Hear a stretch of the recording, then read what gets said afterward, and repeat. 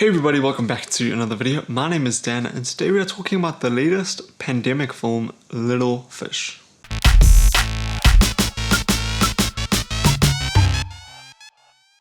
So the basic synopsis for this film is that it is about this couple who are fighting to hold on to their relationship as this memory loss virus spreads throughout the world.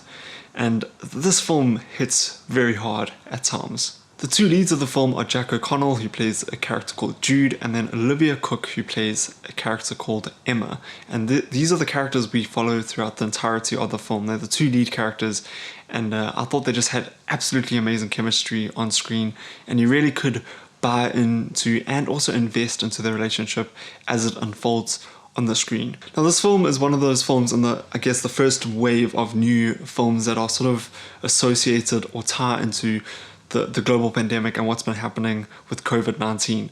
We had Songbird released recently. We've also had Lockdown, and now we have this as well. And although this film doesn't tie directly into COVID-19 and that virus, it is about a virus and a pandemic that is across the world and affecting many different people. And I think for me personally, as a movie fan, I have been very cautious and worried about this new wave of pandemic films that are going to be coming out, because it's pretty much inevitable that it's going to be happening anyway.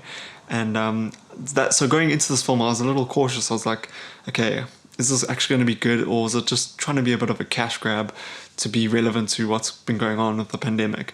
And I was pleasantly surprised at how much I was invested in this film and how impactful it was. Because although there is a sort of global threat throughout this film, it feels a lot more, in a way, scary, because we are seeing it just through the perspective of this couple. And I think it makes everything feel a lot more impactful because we have got a connection and a tie to these characters, which I think sometimes pandemic films don't do that well. We're sort of seeing a global scale event, and people are dying and stuff like that, but we're not really, we don't care as much because it doesn't really affect us that much. But because we are, sort of buying into these characters, I feel like everything and all the consequences feel a lot more impactful throughout this film.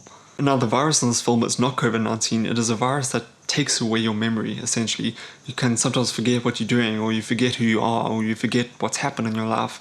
And that is really, really tragic. And I thought that was really well portrayed throughout this film.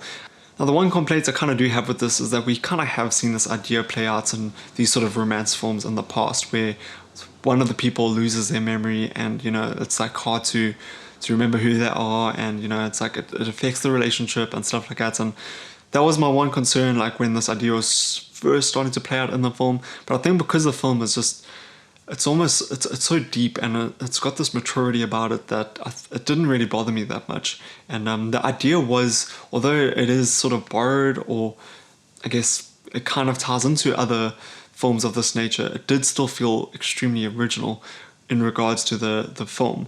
And I think it really did have an impactful response to me personally. Now, Olivia Cooke and Jack O'Connell were also absolutely amazing on screen. I really did buy into their chemistry and their performances, and I think that's what makes the film so impactful as well, is that you really do care for these characters, and I think that is highlighted through the performances by Olivia Cooke and Jack O'Connell.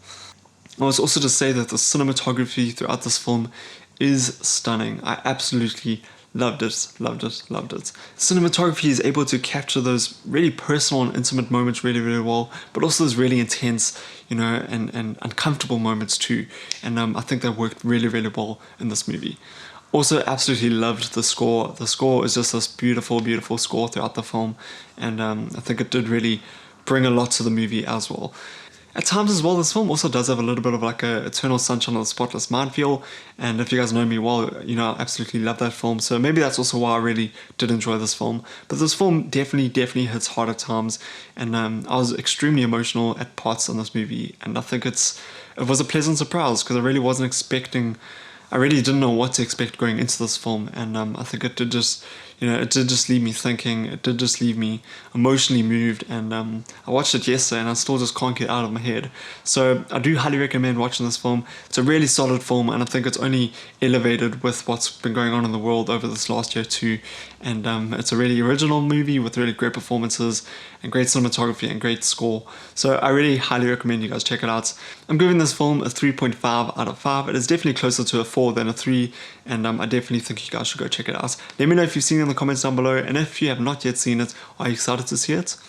And I'll see you guys in the next review. Please stay safe out there, and until next time, bye bye.